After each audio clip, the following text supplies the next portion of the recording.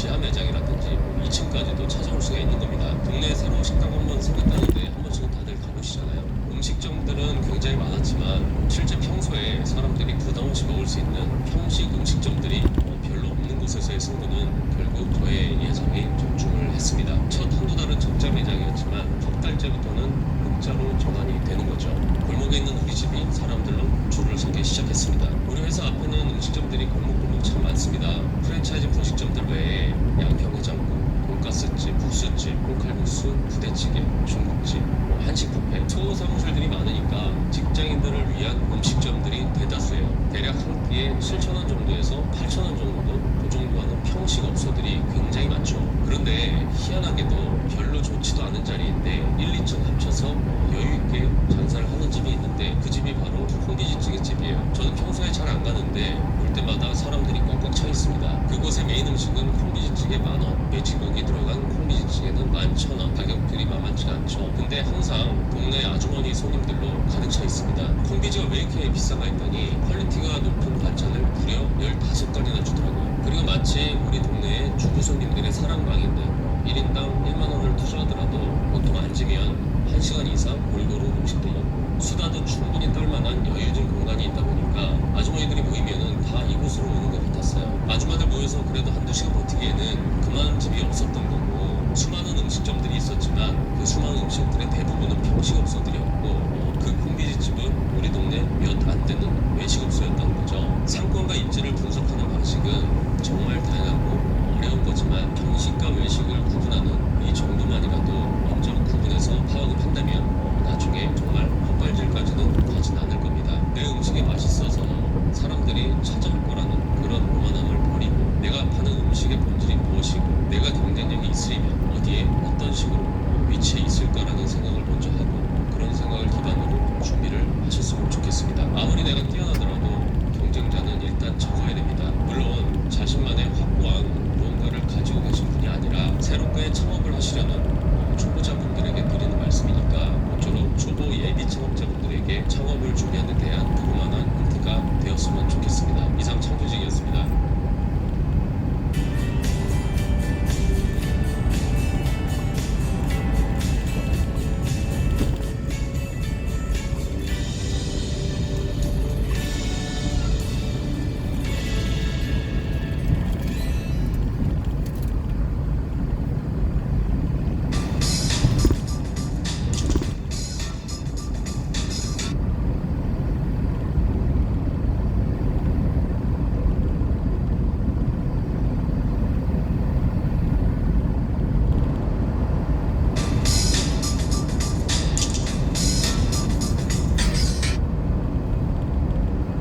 네, 안녕하세요. 창조직입니다.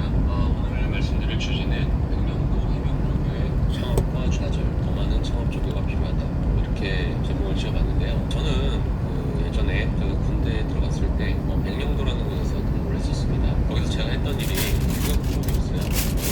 이제 갓 군대 들어온 신兵들 그런 군인들을 교육하는 게 아니라 이미 군 생활에 적응을 해서 일단 군 훈련들을 하고 있는 그런 실전 군인들이었고 일반 사병들만 있는 것이 아니라 하사관들은 물론이고 위관급, 소위, 중위, 대위 이런 장교까지 끼어 있어서 제법 교육다운 교육을 내가 진행을 했었습니다. 또 위치가 서해 최북단 백령도라는 특수한 지역이었기 때문에 길기도 다른 지역보다는 조금 더 빡센 곳이기도 했습니다. 유격 훈련이라는 게 말이죠. 이른바 게릴라 훈련인데 대부분 산속에서 이루어집니다. 예를 들어서 외줄 한 줄에 의지해서 골짜기를 건너가야 한다든지 로프에 의지해서 암벽을 오른다든지 수십 미터 낭떠러지를 줄 하나에 의지해서 혼자 내려와야 돼요. 이런 게릴라 작전에서 해야 하는 체력적 기술적인 훈련들이 되게 많은데 여기서 중요한 거는 이런 훈련들이 굉장히 위험하다는 사실입니다. 특히 제가 있었던 백령도 교육장에는 다른 데처럼 인공적인 시설들이 아니라 거의 대부분이 자연암벽들이었고 자연암벽들인 만큼 매일 뛰어내리는 저 같은 경우에도 발을 딛는 위치가 다 다르고 뛰어 올라가는 코스도 맨날 새롭고 땅바닥은 바다에 자갈밭으로 돼 있어가지고 땅 컨디션도 맨날 달랐어요. 한마디로 예측 불가능한 상황들이 많았었던 거죠. 저는 전역하기 3일 전까지 남들 누리는 저녁 열애 없이 저녁을 앞두고 보름에서 한 달 좀 설렁설렁 하는 기간을 저녁 열애라고 하는데 그런 기간 없이 정말 힘들게 제대하기 이틀 전까지 일을 했으니까 그렇게 제대를 했던 기억이 있는데 전역하기 전까지 지금까지 제가 그렇게 힘들게 빼기를 쳤던 이유는 바로 저를 대신할 후임이 없었다는 얘기입니다. 처음부터 후임병이 없던 건 아니었는데 기수별로 조교라는 게 조교 지원을 받고 그 조교가 되기 전까지 독특한 훈련에 들어갑니다. 혈기왕성한 군인들을 교육하려면 그 교육을 하는 조교들도 정말 말도 안 되게 그런 힘든 교육 과정을 거쳐야 되는데 그렇게 교육 훈련을 하는 과정에서 제 조교 후임병들이 낙오를 하게 됐어요. 많이 했습니다. 낙오를 하게 된 이유는 간단합니다. 부상을 당했기 때문이죠. 사람 다치는 거 눈앞에서 보게 되면 좀 이상한 트라우마가 생깁니다. 다쳤을 때 비명 소리, 나 때문에 다친 건가? 괜히 이걸 하라고 했나? 병원에 후임병이 누워있을 때 그걸 봤을 때 저의 죄책감, 내가 더 정신 차렸어야 되는데 후배들이 다치는 모습을 보고 그로 인해서 조교를 못하고 낙마를 하는 모습을 보면서 저는 점점 악마가 되어가고 있었습니다. 제가 악마가 안 되면 사람이 다칠 수 있으니까 사실 훈련이란 걸 하다가 다치는 건 그 훈련 자체가 힘들고 어려워서 그런 것도 있지만 일단 대부분이 방심을 해서 다치는 경우예요. 자칫 마음을 놓고 어느 순간 방심을 했다가 일이 나게 되는 거죠. 맨날 수십 번씩 뛰어내리다 보니까 익숙해지니까 익숙한 가운데서 방심을 하다가 다치게 되는 거고 또 체력이 빠지면서 또 정신통일이 안 됩니다. 또 정신통일이 안 되면 그것 때문에 또 다치게 되는 거고 스스로 힘이 다 떨어졌다 포기를 하면서 어느 순간 자칫하다가 또 다치게 되는 그런 상황을 맞게 되고요. 기껏 잘하다가 한 번 삐끗해서 일이 나는 거죠. 저는 혹여 교육생들이 방심하지 않을까 옅은 미수 한번 짓지 않았고 그런 상황이 일어나지 않을까 촉각을 곤두세우고 훈련을 합니다. 그리고 저는 교육생들이 다치지 않게 하기 위해서 정신이 번쩍 나도록 큰 소리를 맨날 쳐댔고요. 자칫 위험한 상황이 보이면 가차없이 철문을 내려쳤어요. 저러다 큰일 나지 싶으면 먼 발치에서라도 욕을 해댔습니다. 교육을 하는 와중에 저는 악마 내지는 그 당시 체질조교라는 그런 닉네임을 얻게 되었는데 결국 저는 사람들이 안 다치게 하기 위해서 최선을 다할 뿐이었고 교육이 끝난 후에는 힘은 들었지만 그래도 웃으면서 헤어지곤 했습니다. 그렇게 20여 년이 지나고 가끔 저는 지금도 이미 창업을 한 사람들과 그 창업을 하려는 사람들을 만나게 됐을 때 종종 모진 말들을 하곤 합니다. 소리도 지르고 욕도 하고 진짜 그따위로 하려면 당장 때려쳐라. 더 이상 안 본다. 뭐 이런 얘기를 합니다. 제 와이프가 옆에서 보면은 도대체 왜 그렇게 심하게 얘기하냐고 그렇게 이게 화낼 만한 일이냐고 굉장히 뭐라고 해요. 또 주변 친구들은 좀 살살 좀 하면 안 되냐. 너 너무 냉정한 것 같다. 이런 식으로 저를 다그치곤 합니다. 근데 저는 그 당시 저에게 훈련을 받았던 그 군인들보다 제 주변의 창업자들이 훨씬 더 걱정이 됩니다. 진짜 그따위로 사업 준비하다가 그따위로 장사하다가 앞으로 어떻게 될지가 눈에 선한데 그걸 가만히 보고 있을 수가 없어요. 훈련 받다가 미끄러져서 다치면 치료받고 쉬면 됩니다. 근데 장사하다가 미끄러지면 이게 그냥 그렇게 안 끝나요. 말로는 절실하다고 하면서 행동으로는 전혀 따라주지 못하는 현실. 그 사람들이 절실의 의미가 뭔지나 장사 시작 전과 준비하는 과정, 장사를 시작하고 어느 정도 자리를 잡을 때까지 그리고 또 다른 경우의 수를 생각하고 스스로 경계하면서 그렇게 살아야만 단신이 살아남는 이 창업 시장. 단순히 주변에서 힘들지 이렇게 위로를 한단 말이에요. 근데 저는 그렇게 위로하는 사람은 솔직히 제 입장에서는 전혀 도움이 안 되는 사람이에요. 오히려 저는 그 사람을 죽이는 행위라고 생각을 합니다. 착한 천사의 탈을 쓰고 밑도 끝도 없이 이렇게 노력을 하고 있으니까 잘 될 거야. 창업자가 주변에 있다면 힘들지 이렇게 위로를 할 게 아니라 가진 능력을 더 발휘할 수 있게 더 다그치고 너보다 남들은 더 얼마나 힘든데 너 이것도 못 참고 이렇게 벌써 힘없어서 이래버리면 나중에 어떡할 거야? 이런 식으로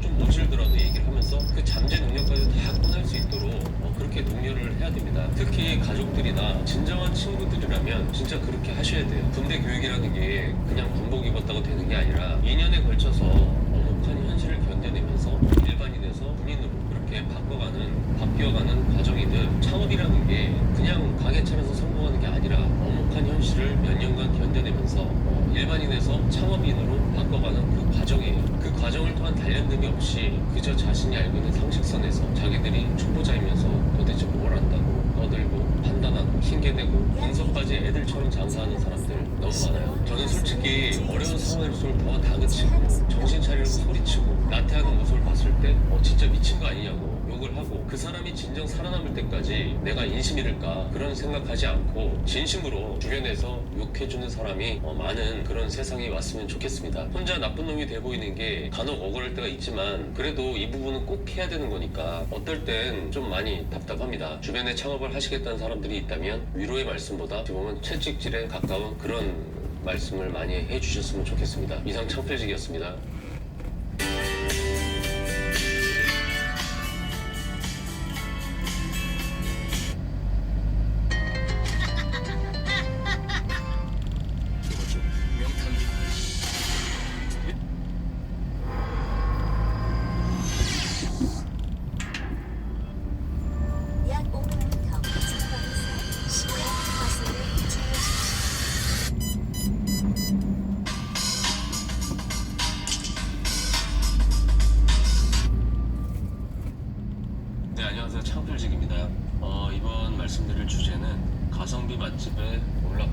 찰떡이라고 이름을 지어봤는데요. 이것 또한 저희 개인적인 의견이니까 새로 창업을 준비하시는 초보자분들이 참고 정도만 하셨으면 좋겠습니다. 사실 가성비를 얘기하려면 백종원 사장을 얘기를 안 할 수가 없는데 뭐 계속 역사적으로 그랬어요. 2000년 초반서부터 백종원 대표가 만든 브랜드들이 많았잖아요. 근데 대부분이 가성비가 있는 브랜드들이었고 그 브랜드들을 만들게 되면 줄줄이 미투 브랜드들이 생깁니다. 미투 브랜드들이 줄줄이 생긴다는 의미는 일단 따라하기가 쉽다는 걸 의미합니다. 백종원 대표의 대부분의 브랜드들이 일단 뭐 전문성을 띈 메뉴라고 해서 메뉴가 많지가 않죠. 그래서 메뉴가 적다 보니까 카피하고 연구 개발하는데 그렇게 오래 걸리지가 않습니다. 가성비로 승부를 보려면 몇 가지 조건이 있어요. 일단은 평소에 비싸게 먹던 음식이 있단 말이에요. 근데 그 비싸게 사 먹던 거를 싸게 먹게끔 해야 하는 거죠. 그러려면 마진이 박합니다.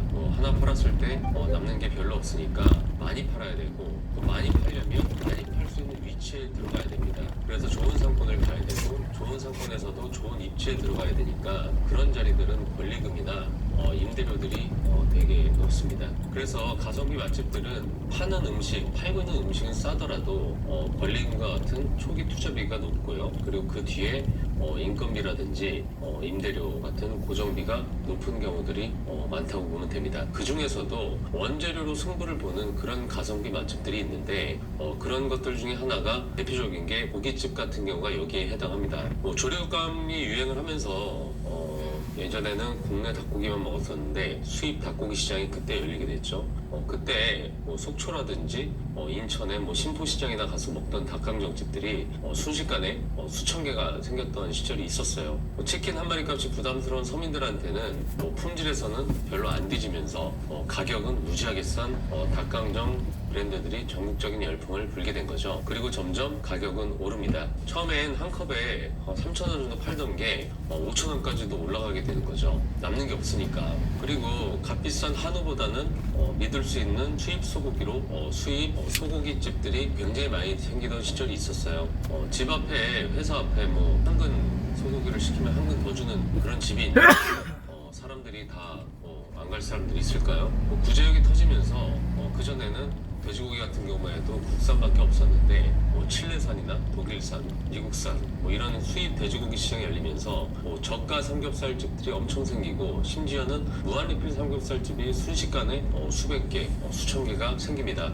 그 당시에는 대학생들 입장에서는 그런 학생들한테는 사랑을 무지하게 받았던 요즘 말로 혜자스러운 그런 삼겹살 집들이었죠. 근데 앞서 이야기한 생길 때마다 사람들이 줄을 서서 미친 듯이 장사 잘 되던 그 고깃집들이 다 어디 갔죠? 그 집들 운영하시던 사장님들 다 어디 가신 거죠? 2년 전 삼겹살보다 싼 차돌박이집을 백종원 대표가 처음에 런칭하는 걸 보고 바로 제가 먹으러 갔던 그런 기억이 있습니다. 가격 대비 정말 저렴했어요. 삼겹살도 막 1인분에 10,000원 이상 한 데도 많은데 10,000원도 안 되는 가격에 차돌박이들을 엄청나게 많이 주니까 싼 가격에 품질도 나쁘지 않아서 일단 먹었을 때는 저부터도 무난하게 먹고 나왔지만 그렇다고 아무리 무난하다 그걸 매일 먹을 수는 없잖아요. 그래서 저는 계속 갈 것 같지는 않더라고요. 근데 그 일이 있은 다음에 1년 후에 우리나라 사람들이 언제부터 차돌박이를 그렇게 사랑했는지 몰라도 또다시 예전에 닭강정집, 수입산 소고기집, 소갈비집, 무한리필 삼겹살집 줄 서듯이 차돌박이를 먹기 위해서 줄을 서기 시작합니다. 그리고 차돌박이 전문 브랜드가 줄줄 나오고 있고요. 차돌박이 장사를 하시는 사장님들이 현재 급증하기 시작합니다. 그 차돌박이 집들이 처음 탄생했을 때 그 당시 유통됐던 차돌박이 시세가 있었을 거 아니에요. 그 시세 대비해서도 자기 마진을 좀 줄여서 어느 정도는 박리담회를 목적으로다가 그 단가를 책정했을 거 아니에요. 어떻게 보면은 그 당시에도 이미 본인들의 마진을 많이 포기한 가격이었겠죠. 하지만 마진이 박하더라도 그 당시에 차돌박이 원가가 싸니까 그 금액으로 팔 수가 있었던 겁니다. 그런데 지금부터 점점 차돌박이 집들이 급증하고 이젠 어지간한 동네에 저렴이 차돌박이 집들이 다 들어섰을 때 그때는 어떻게 될까요? 결국 원가는 급증한다고 그렇다고 가격을 높이자니 경쟁 브랜드한테 밀리고 가격을 낮추지도 못하고 차돌박이를 운영하는 가맹점들은 남는 게 없으니까 매출을 더 높일 수밖에 없고 그렇게 하면서 출혈 경쟁을 하기 시작합니다. 그리고 출혈 경쟁에서 뒤처진 사람은 더 망하게 됩니다. 망하게 되는 경우가 여러 가지가 있는데 앞서 이야기한 대로 돈이 별로 없어서 창업 비용을 많이 못 써서 좋은 자리가 아니라 나쁜 자리 그리고 평수도 작은 자리에서 시작하신 분들 그리고 반대로 창업 비용이 별로 없어서 권리금이 있는 데를 데를 못 들어가니까 권리금이 없는 데를 찾다 보니까 아무래도 임대료가 무지하게 높은 곳에 들어간 사장님들, 그리고 탄탄한 공급처를 확보하지 못해서 저질 고기를 받는다거나, 물론 뭐 고기라는 게 원육을 질이 좋고 나쁘고도 공급처에 따라서 틀립니다. 근데 거기에서 좋은 공급처를 확보하지 못해서 저질 고기를 받는다거나 좋은 고기를 받으려다 보니까 비싸게 받으시는 그 사장님들, 그분들은 아무래도 마진도 굉장히 낮아지겠죠. 얼마 전에도 치킨집들이 그런 경우가 생겼었어요. 닭고기 수급이 안 돼서 우리가 알고 있는 대형 메이저 프랜차이즈 치킨 브랜드만 어느 정도 물류를 받을 수가 있었죠. 그것도 최대한 비싸게. 결과적으로 장사가 안 돼서 망하거나 아니면 장사가 잘 돼도 남는 게 없어서 망하거나, 이 둘 중 하나입니다. 창업 비용이 대략 최소 3억에서 5억 정도는 투자를 하셔서 제일 좋은 자리에 들어가고 탄탄한 공급처가 있어서 나중에 경쟁이 심화되더라도 좋은 고기를 받는데 문제가 없는 그 집은 아무래도 끝까지 버틸 수가 있을 겁니다. 고기 수입하는 데들이나 뭐 고기를 유통하는 업체들이나, 그리고 그걸로 브랜드를 만들어서 가맹점을 확장하는 프랜차이즈 회사들은 앞으로도 당분간 호황이겠지만, 그것을 운영하는 매장들의 위기는 이제부터 시작됐습니다. 매년 뜨는 아이템으로 창업하고 짓는 사람들, 더 보기 싫은데 어쩔 수 없는 이 패턴이 또 보이니까 또 답답해지네요. 몇 년 전 황금 먹으면 황금 더 준다는 600g 플러스 600g 그 소고기 브랜드를 운영하던 사장님께서 폐업을 하실 때 하시던 얘기가 생각이 납니다. 한 달에 1억을 파는데 500도 못 가져가면 빌어먹을 이거 어떻게 하냐고. 최후의 승자는 누구일지는 스스로 한번 생각해 보시길 바랍니다. 그리고 그들은 뽑아 먹을 수 있을 때 빨리 땡겨야 된다는 마음으로 오늘도 누구보다 최선을 다하고 있을 겁니다. 모쪼록 처음 창업을 준비하시는 분들이 계시다면 제가 이야기한 부분이 어느 정도 창업을 준비하시는데 조그만 힌트가 되셨으면 좋겠습니다. 이상 창업필직이었습니다.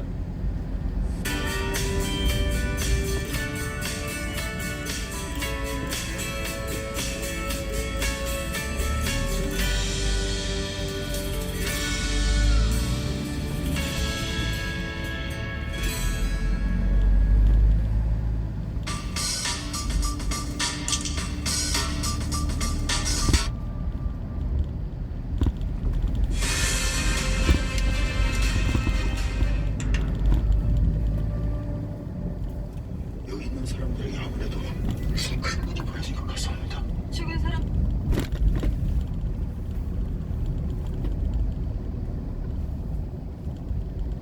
전방에 사고 다발 주의보관입니다. 부분은 재성이 많은 사람은 대외 업무 시키지 마세요라. 안녕하세요, 장사공프로입니다. 여러분들은 혹시 이런 경험 해보셨는지 모르겠어요. 내가 자주 가던 단골집인데 어느 날 가보니까 갑자기 문을 닫은 거죠. 폐업을 하게 된 거죠. 출입문에는 현수막으로 크게 임대료가 붙여져 있고 부동산 전화번호가 적혀있는 그런 경우 말이죠. 저는 최근에 이런 경험을 굉장히 많이 했습니다. 맛이 있어서 자주 갔던 곳인데 어느 날 갑자기 그렇게 폐업을 하게 되는 거예요. 오늘은 맛있는 집인데도 불구하고 폐업을 하게 되는 경우, 왜 그렇게 폐업을 하는지, 그리고 그렇게까지 가지 않도록 할 수 있는 예방 차원의 방법들도 같이 한번 알아볼게요. 궁금하시다면 영상 끝까지 시청해주세요.